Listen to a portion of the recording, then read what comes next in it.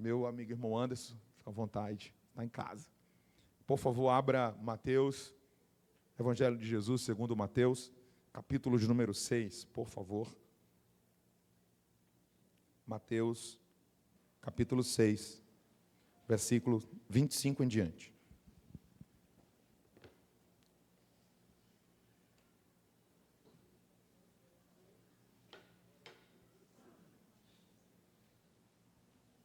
Quem achou, diga, eu vou morar no céu. Parece que a virose derrubou um monte de gente, né?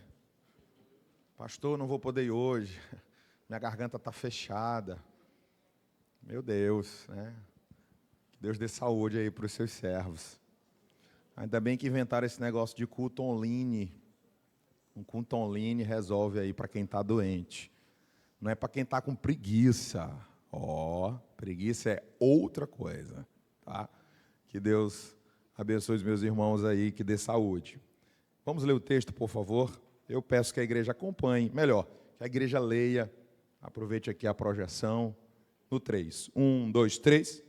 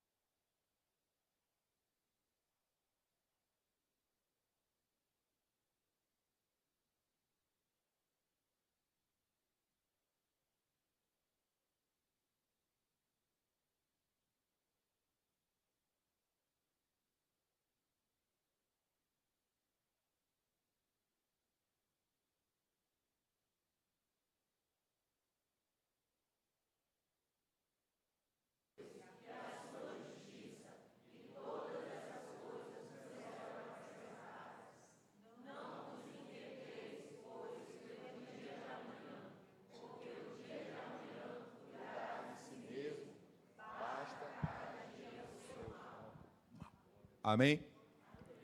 Nós vamos trabalhar nas palavras do Senhor Deus essa noite. Mateus, como lido, capítulo 6, versículos 25 a 34. É uma passagem muitíssimo conhecida, é um texto que certamente Deus já falou ao seu coração. Já ministramos aqui, acho que é a primeira vez, suponho, mas ainda bem que a palavra de Deus ela é perfeita, e toda vez que a gente abre, Deus tem uma mensagem diferente para nós. A Bíblia não diz que a palavra do Senhor passam os céus e a terra não, a palavra do Senhor ela permanece para sempre, ela é inabalável. É o melhor alimento que nós podemos ter para a nossa alma, é a palavra de Deus.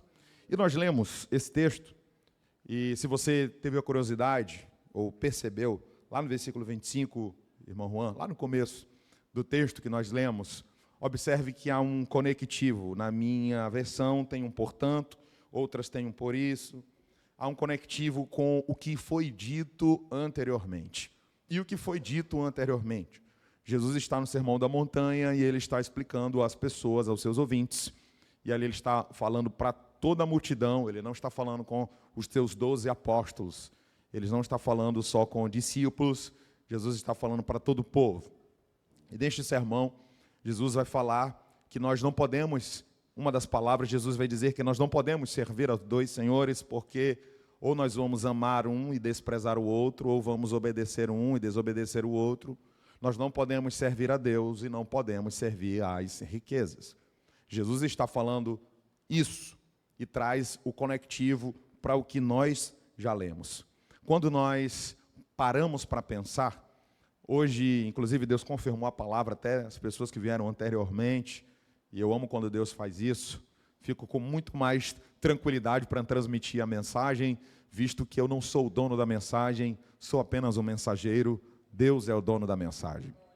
E esse texto, ele traz uma reflexão para nós, mas traz também um alerta para nós, de que forma nós estamos nos comportando em nossos dias, quem de fato nós estamos servindo, a quem estamos de joelho, quem é que nós temos no altar, quem está no centro da nossa vida, qual é a prioridade da nossa vida. Quando Jesus vai falar, desde lá do versículo 25, que nós não podemos andar cuidadosos, ele não está dizendo que devemos andar relaxados. Ele não quis dizer que nós temos que andar desarrumados. Não, este cuidadosos, outras versões dizem ansiosos. Existem três formas de classificarmos esse comportamento. Você está entendendo a mensagem? Existe a forma teológica, existe a forma sociológica, existe a psicológica. Tem outras, mas nós vamos apenas falar dessas três de maneira extremamente superficial. Você viu que Jesus disse que nós não podemos estar assim, nós não devemos estar preocupados, nós não podemos estar solícitos, nós não podemos estar ansiosos, nós não podemos estar perturbados. É óbvio que ele não está falando aqui de uma psicopatologia, Jesus está falando de um comportamento que você pode e deve ajustá-lo, e isso não precisa de psicoterapia, não precisa de psicotrópico, não. Jesus está falando de um comportamento que não é doentio. Então, se alguém aqui sofre de ansiedade, não se preocupe, não é esse o contexto que Jesus está nos dando um alerta. Jesus está nos dando um alerta para um tipo de comportamento de quem está cuidadoso consigo mesmo, além do que o normal. Porque cuidado nós temos que ter. Nós precisamos trabalhar, sim ou não? Você não está aí? Sim ou não? Nós precisamos nos alimentar, sim ou não? Precisamos cuidar do nosso corpo, sim ou não? Então, se isso existe e Deus quer que a gente faça isso, Jesus então estaria sendo de uma certa forma incoerente. Então, isso demonstra que Jesus não está falando desse tipo de cuidado. Ele quer que você trabalhe, eu também. Ele quer que a gente cuide das nossas vidas, Ele quer que a gente cuide da nossa casa. Mas existem comportamentos que eles estão além do cuidado. E vou repetir, não tem a ver com doença nenhuma. Existem alguns comportamentos que têm a ver com algo muito parecido com os nossos dias. Se você for olhar na psicologia, eles chamam de esteira hedônica. A psicologia classifica esse comportamento de esteira hedônica. E o que é essa esteira hedônica? É aquele comportamento que alguém tem de adquirir algo, ela se sente feliz, mas depois de adquirir isso que lhe trouxe felicidade, a sua felicidade vai entrar em um momento estável, vai entrar em instabilidade. E a pessoa precisa sentir felicidade de novo, e por isso ela vai novamente buscar um novo alvo, uma nova compra, uma nova forma, e com isso ela não adquire coisas para utilizar, ela adquire para ser feliz. Ela precisa sentir alegria ao comprar alguma coisa para se alegrar. Aí o irmão está dizendo assim: Senhor, eu faço crer que tu me trouxe aqui essa noite para minha mulher ouvir essa palavra do Senhor. Mas calma, meu irmão, aquilo que sua mulher sente quando você empresta o cartão para ela, eu disse empresta. Aquilo que o seu filho sente quando você compra para eles um tênis novo, aquilo que você sente, de repente pode até ser que seja isso, mas normalmente não é. Todo filho fica feliz quando a mãe realiza o sonho, quando compra aquele tênis bacana, quando compra um PlayStation, aquela coisa toda. Muita gente se alegra, isso é legal, é bom, é divertido. A irmã vai lá, estoura o cartão, o irmão fica aperreado e só Jesus na causa. Mas não é isso que o texto quer dizer. O texto está falando de algo que é exagerado.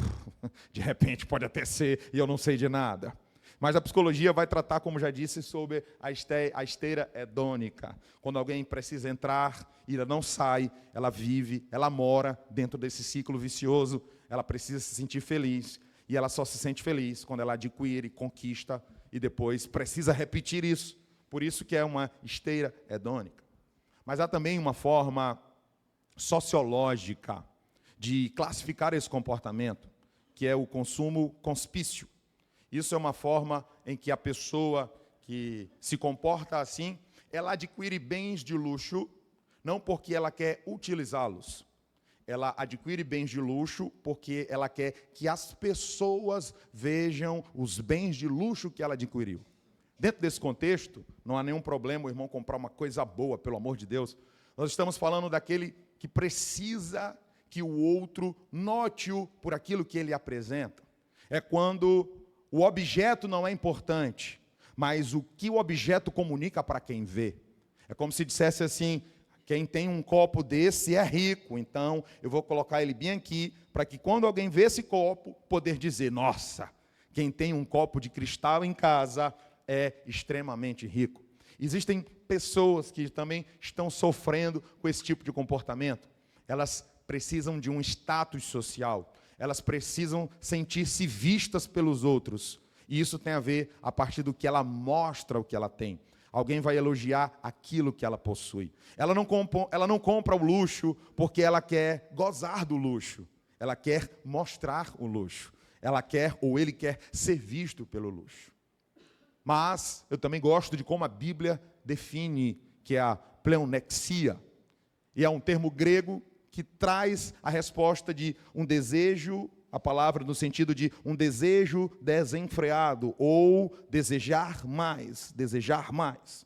É como não, a Bíblia está dizendo que nós não podemos andar ansiosos, ou seja, nós não podemos estar dentro de um ciclo vicioso achando: eu tenho que ter mais, eu preciso de mais, eu vou buscar mais. Alguns textos, algumas traduções bíblicas chamam esse termo de ganância, outros chamam de avareza. Vivemos um tempo onde as pessoas normalmente estão avarentas, normalmente estão gananciosas. E a ganância das pessoas não tem sido uma cegueira tão grande que não deixa a pessoa perceber que ela está perdendo coisas muito valiosas e que o dinheiro não vai poder trazer nunca. Não vai adiantar ter objetos de luxo para os meus filhos se eu não estou no coração deles. Não me adianta comprar algo de valor para o meu marido ou para a minha esposa se eu não estou dentro do seu coração. A Bíblia traz um alerta para nós, para que a gente não venha imitar o que a nossa sociedade vive em nossos dias. Jesus falou isso, irmãos, numa época onde as pessoas não sabiam nem o que era um carro de luxo, como os nossos dias têm. Antigamente, ar-condicionado em um carro era, inclusive, um item de luxo. Hoje é um item de necessidade. Um carro popular, eles não sabiam o que era isso. Eles não teriam, nunca tiveram a oportunidade de ter alguns itens que a gente considera importante para nós. Jesus falou a galileus que tinham 2 ou 3 túnicas, 2 ou 3 mudas de roupa e ponto final. Jesus falou a homens e mulheres que eram de fato simples. Mas eu sei também que existiam aqueles outros que ouviam e que faziam parte da realeza, por exemplo. Mas eu gosto quando a Bíblia vai abordar para nós de como esse comportamento, o irmão Raimundinho, também pode nos afastar do Senhor. Que não só nos afasta do Senhor, ser ganancioso me adoece. Não só me afasta de Deus, como ser ganancioso adoece os meus. Porque eu preciso de mais, e para ter mais eu preciso trabalhar mais, e quanto mais eu trabalho, mais eu estou fora de casa, e quanto mais eu estou ausente de casa, mais a minha falta vai ser sentida ou curtida. Depende muito do contexto onde que cada um está, ou como desenvolve a sua paternidade, a sua maternidade, ou o seu ambiente familiar. A Bíblia nos mostra que Jesus está dizendo para nós: você não pode ser ganancioso. Deus colocou alguém do seu lado nesse culto.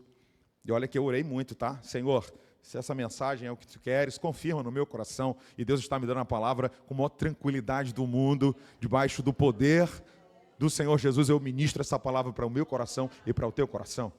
Mas, por favor, se você puder, se tem intimidade para tal, pegue na mão da pessoa que está do seu lado, diga assim para ela. Os irmãos estão murchos, Jesus. Faz parte, Bíblia é isso. Meu irmão, se eu não vou para o culto e a palavra não fala no meu coração, se alguém só quer me massagear, eu não fui para o culto. Culto eu gosto de sair do culto dizendo assim, palavra que eu apanhei do começo ao fim, e eu tenho que ser mais crente. Para mim, eu gosto disso. Para mim, eu. E quando Deus me dá uma palavra assim forte, eu não tenho medo de pregar também. Então, se você pode, você está com a mão agarrada na pessoa que eu estou vendo, diga assim para essa pessoa, Deus não quer que você se perca com a ganância.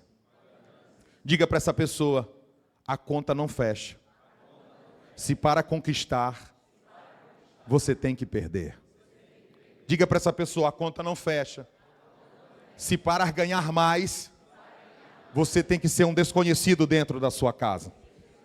Olhe para cá, a conta não fecha. É a Bíblia que diz, a conta não fecha. E às vezes a gente quer mais, porque nós temos um padrão de vida, o homem pós-moderno tem uma vida muitíssimo cara. E se nós cedermos para o nosso contexto social, todas as famílias serão destruídas. Porque para o homem pós-moderno, o ter é mais importante. O exibir é mais importante. Mas eu não sou pós-moderno. Eu sou salvo na pessoa de Jesus. E a Bíblia me alerta que eu não posso andar cuidadoso. Eu não posso andar ansioso. Eu não posso andar desejando mais, e desejando mais, e desejando mais, e desejando mais, incansavelmente.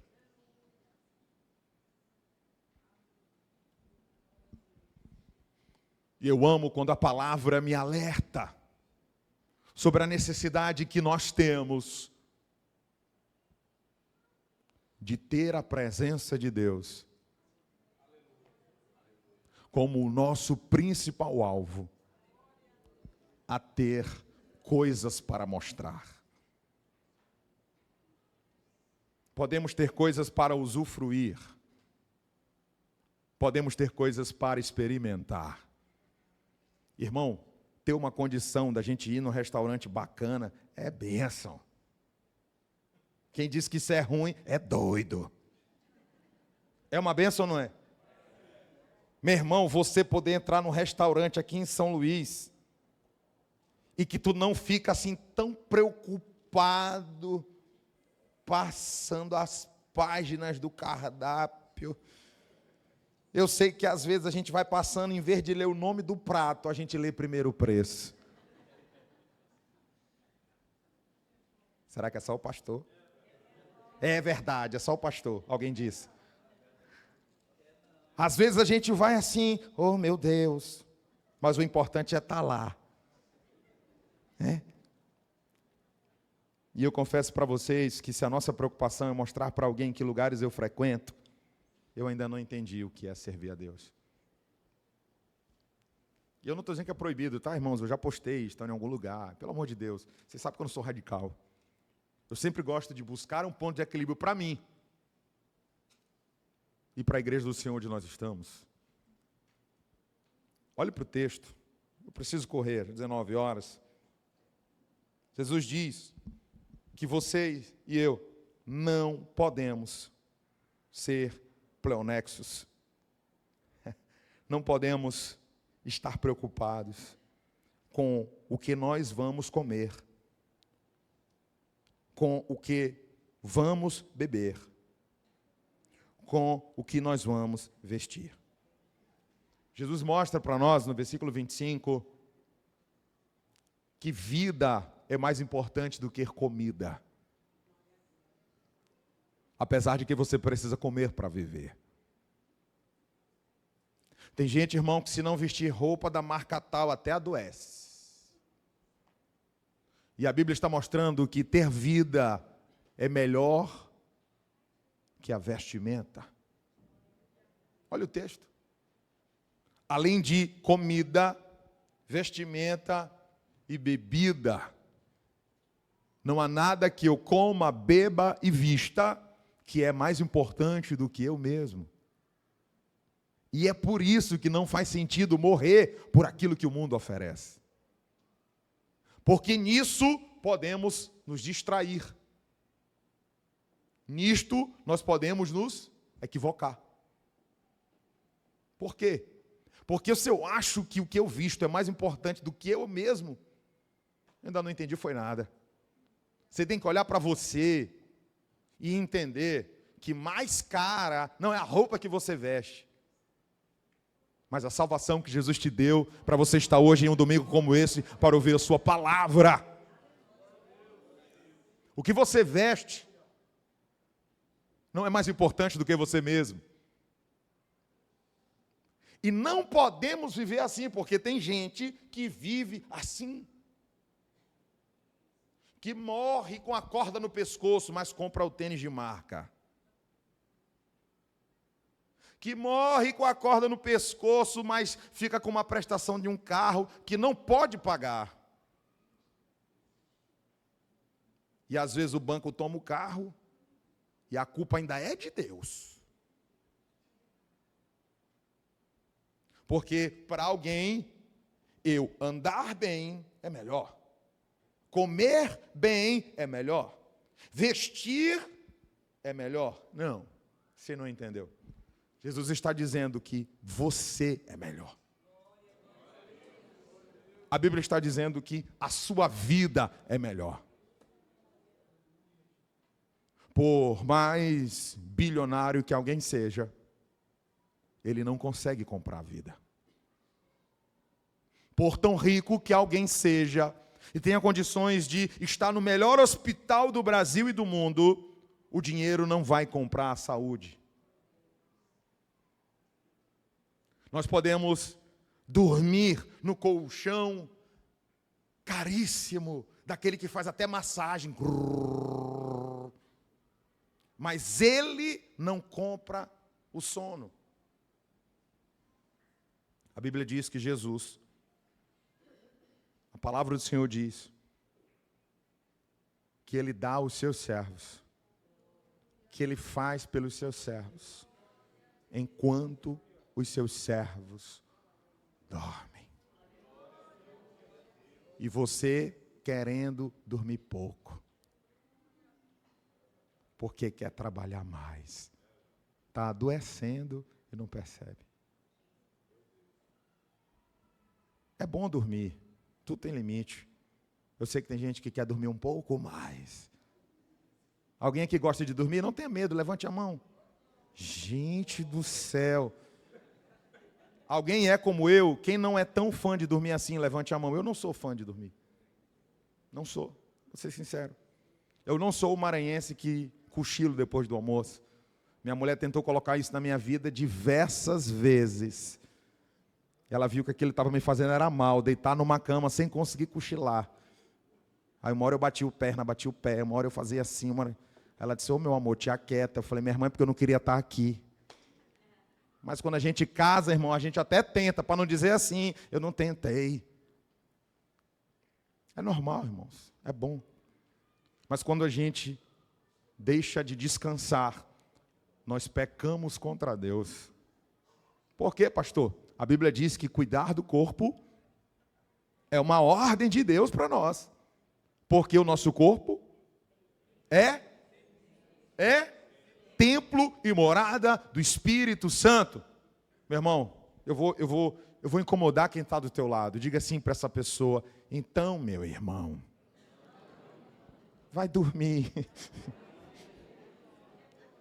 Tem uns que estão dizendo assim, é forte. Oh, Senhor, nunca pensei que eu vinha no culto e o Senhor ia me mandar dormir.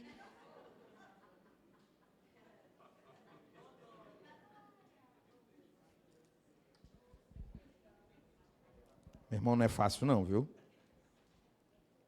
Eu não estou dizendo que quem gosta de dormir é preguiçoso, tá, irmãos?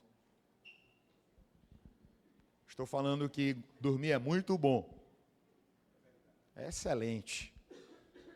Uma noite mal dormida é péssimo. É horrível. Tem um irmão que parece que está endemoniado quando perde uma noite de sono. Né? Está manifestado, queima Jesus. tem misericórdia. E outros nem tanto. Só que uma hora a conta chega. Se eu disser para vocês que está chegando para mim, minha mulher sabe, a conta está chegando para mim. Eu estou dormindo e não está me reparando. E eu não posso dormir mais, que eu não consigo. Mas uma hora Jesus vai me ajudar a corrigir isso. E eu não tenho medo de pregar a palavra de Deus. E a palavra de Deus me mostra que eu preciso ser alguém que sei fazer o que tem que ser feito na hora certa. Eu não vou transformar o meu horário do descanso em trabalho, porque isso me mata. E eu não vou transformar o meu descanso em hora que eu tenho que trabalhar, porque isso me mata também. Eu preciso saber a hora de que eu vou trabalhar e de que eu vou descansar. Quando foi a última vez que você saiu com sua família para descansar?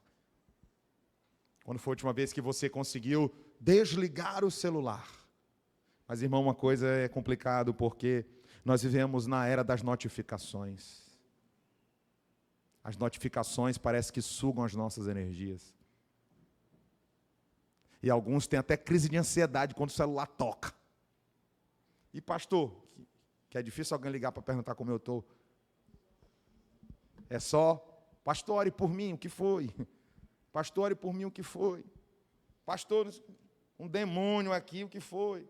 Pastor, esses dias uma irmã mostrou um vídeo, que uma irmã mandou um áudio para o pastor. Pastor, pastor, o carro do lixo passou e não levou meu lixo, pastor. E o pastor respondeu, minha irmã, o inimigo se levanta com força. Meu irmão, o inimigo se levantou contra a sua vida, mas está derrotado em nome de Jesus. Meus irmãos, Jesus, ele é tão cuidadoso conosco, que ele não falou a um homem pós-moderno. Ele falou a galileus, que não tinham nem bicicleta.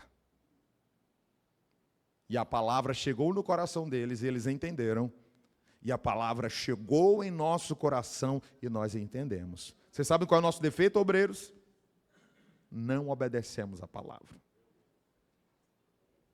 Temos dificuldades em obedecer a palavra. Olha para o texto. Jesus diz, olhai para as aves dos céus, que não semeiam, nem cegam, nem ajuntam em celeiros, e vosso Pai Celestial as mata de fome. Vocês estão lendo 26? Vocês estão lendo 26? Não tem de vós muito mais valor do que elas? O texto está falando para nós. Pare, desacelere para contemplar o simples.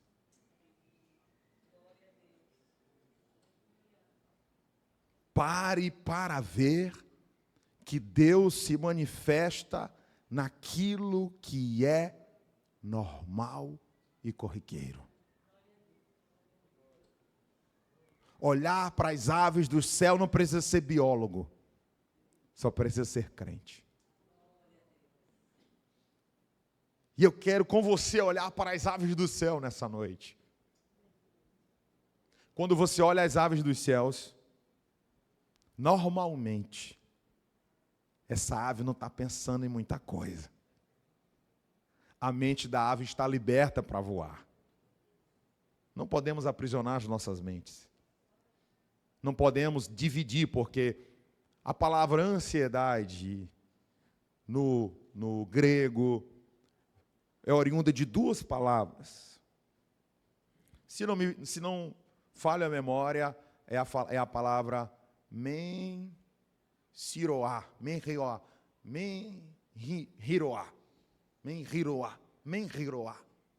E a palavra menhiroá significa não estar cuidadoso, ok? Não estar excessivamente cuidadoso. Mas ela é a junção de duas palavras: dividir e mente. É como se me dissesse que a ansiedade dividisse a minha mente. fragmentasse o meu pensamento. E quando nós estamos com um pensamento fragmentado, nós não estamos saudáveis. Por quê? O dia tem 24 horas e a ansiedade quer trazer 365 dias para um único dia.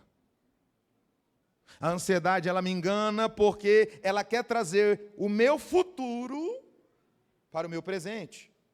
E às vezes, irmã Isadora, quer arrancar o meu corpo do presente para me levar para o futuro. E como isso não pode acontecer, a minha mente começa a fragmentar, a dividir, a deteriorar. Quantas pessoas, irmãos, estão com suas mentes cansadas? Porque estão com sua mente dividida. Está com o seu pensamento em duas coisas ao mesmo tempo, multitarefas. Irmão, não tem coisa que mais adoece alguém, é inventar que ela pode responder alguém no WhatsApp, conversar com outro, mexer aqui no pé, resolver alguma coisa, fechar uma porta, ligar o micro-ondas com o cotovelo. As pessoas estão adoecendo e não estão percebendo. Aceleradas. E o que é que Jesus diz? Para tudo! Olhai para as aves dos céus. Eu preciso entender que por mais que eu seja cuidadoso comigo mesmo, nenhum cuidado que eu tenho comigo superará o cuidado que Deus tem comigo. Quando Deus me manda olhar para as aves dos céus, é como se Ele estivesse dizendo assim: para, porque você não vai mudar a situação que você está enfrentando. Aprenda a conviver com o pouco que você tem. Ou aprenda a reorganizar a sua vida financeira. Ou se acalme com seus projetos. Você não pode abraçar o mundo com os seus projetos. É tempo, meu irmão, de você aprender a levantar o teu olhar para cima para tirar da tela do computador. Às vezes você tem que aprender a olhar para cima, para você aprender a olhar para as coisas que são do alto, para esquecer um pouco as coisas que estão roubando a sua paz aqui na terra. Jesus disse: olhem para as aves. Meu irmão, o que a ave faz? Ela voa. Para ela voar, ela tem que se desprender de tudo que é pesado e que não deixa ela voar. Para algumas pessoas não faz sentido deixar um trabalho. Mas se você acha que está pesado, fique leve para voar. A ave não vai conseguir voar com um fardo de arroz. Ela voa com a provisão do dia. Isto é profético e espiritual. Cadê o tempo? 19h15. Mas vamos para o texto, pelo amor de Deus, não vou mais nem falar as aves dos céus. Mas o Senhor diz: as aves dos céus não semeiam, não tem celeiro, não tem cartão de crédito. É por isso que ela voa, que ela não tem cartão de crédito. As aves não sabem o que é fatura. E você nasceu com um cartão de crédito grudado em você? Sangue e fogo. Para ser como a ave do céu, tem hora que a gente tem que, isso aqui me adoece. Tchau. Isso aqui não me serve. Tchau. Buscar um padrão X ou Y não é o que eu quero para mim. Tchau. Determinada marca, não quero para mim. Eu quero aquilo que não me pesa para viver o projeto que Deus tem para mim. Vira para esse crente que está do seu lado, por favor. Diga assim para ele: ô meu irmão, recebe porque é de Deus. Diga a essa pessoa: aprenda a dar prioridade ao que é prioritário. Diga assim para essa pessoa: não deixe o trabalho acabar com a sua família. Não deixe o trabalho acabar com a sua comunhão com Deus. Não deixe que o trabalho Divida a sua casa, divida a sua mente. Irmã, olhe para cá. Quantas cabeças você tem? Pois então é um pensamento de cada vez, um projeto de cada vez, um passo de cada vez, um objetivo de cada vez. Não dá para ser todos. Não dá para ser todos. Não compensa. Uma das coisas que eu tenho que fazer como pastor, quando vou aconselhar casais, eu digo: namorem, noivem, casem. Se vão estudar, estudem. Mas não esqueçam de multiplicar, que a família precisa de filhos. E às vezes algumas pessoas vivem tantos outros projetos e deixam para casar lá por último. Eu vou casar lá com meus 50 anos de idade. Ainda quer ter filho, né? Aí junta com 50 dele, com 50 dela, dá 100. Mas a minha função é de orientar e eu não tenho vergonha nem medo. Eu digo: meu irmão, em nome de Jesus, se você acha que esse é seu projeto de vida, eu respeito, mas tudo tem um tempo. Até para casar tem tempo, até para engravidar tem tempo, até para dar à luz tem tempo. Tudo tem que ter um tempo. Jesus, além de mandar olhar para as aves, Jesus diz assim, 28, vamos correr. E quanto ao que você veste, quanto ao vestuário, por que vocês estão assim? Olhai para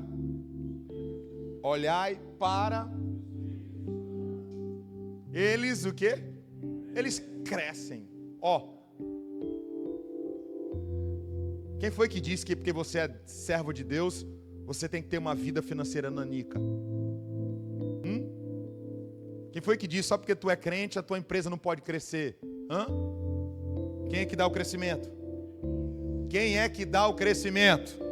Você está com medo de falar por quê? Nós somos espirituais. A gente se prepara, a gente estuda, busca o conhecimento, mas nós sabemos, o segredo do nosso sucesso é o Senhor. Olhe para os lírios, eles crescem. Olhe com os olhos da fé para o seu conhecimento acadêmico. Estude e cresça.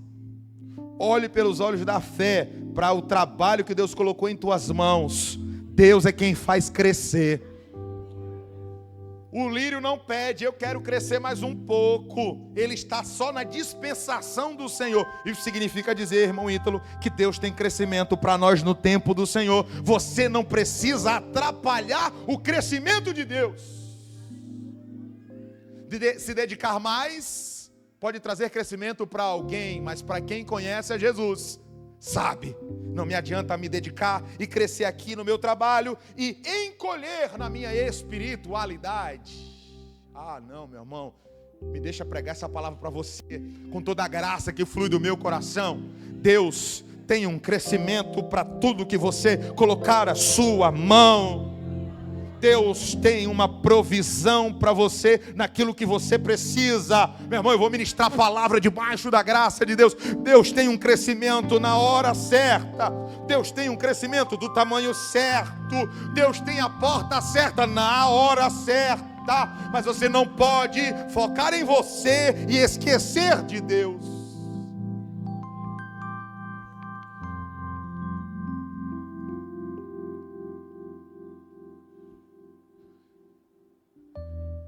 O versículo de número 29, Jesus diz algo maravilhoso. Nem Salomão, em toda a sua glória, se vestiu como um deles. Bora para o contexto. Quem é Salomão? Na Bíblia, o homem mais rico da história. E alguns dizem que Salomão foi até um dos mais ricos da história do mundo, não só bíblico. Só para você ter uma noção, no primeiro livro dos reis, a Bíblia vai dizer que Salomão recebia anualmente, eu disse anualmente, 666 ciclos de ouro. Nós estamos falando de 25 toneladas de ouro por ano. Só ouro. Se nós formos contar as propriedades, os palácios, a estrutura física, a estrutura territorial que Salomão chegou, nós estamos falando de uma riqueza de um homem aproximadamente de 2 trilhões de dólares em nossos dias. Elon Musk não sabe nem onde Salomão entra, para você ter uma noção. A riqueza de Elon Musk, que chegou aí a 1 trilhão, mais ou menos isso? Chegou a 1 trilhão recentemente. Pois imagine Salomão, que há uma estimativa de ouro. 2 trilhões.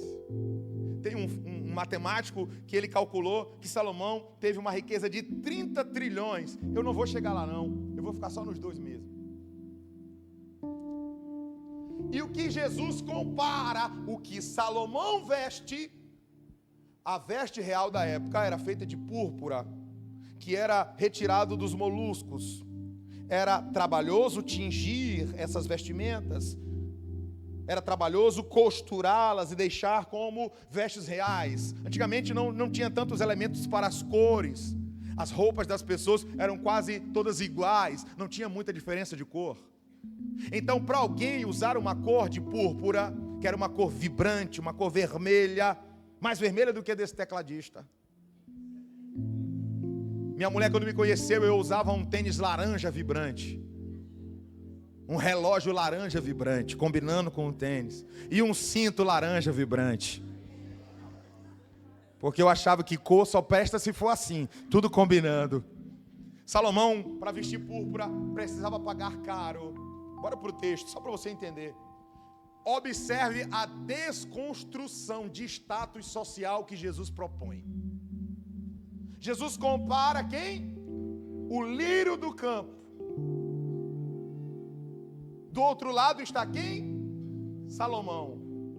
Sendo Salomão o homem mais rico da história da humanidade, nós estamos falando que o homem mais rico da história da humanidade não se vestiu como um lírio se vestiu.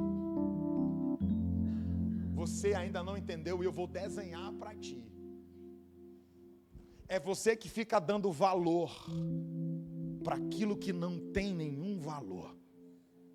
É você que quer supervalorizar aquilo que é artificial e que foge daquilo que Deus te dá. É você que não sabe aprender a olhar para o simples, porque você está olhando para aquilo que você não tem e está distante de você.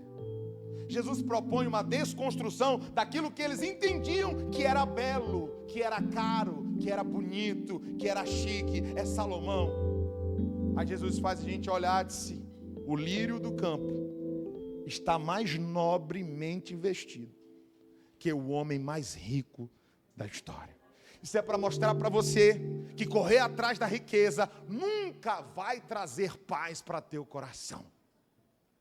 Isso é para você ver que em busca do currículo perfeito nunca vai trazer paz para o teu coração.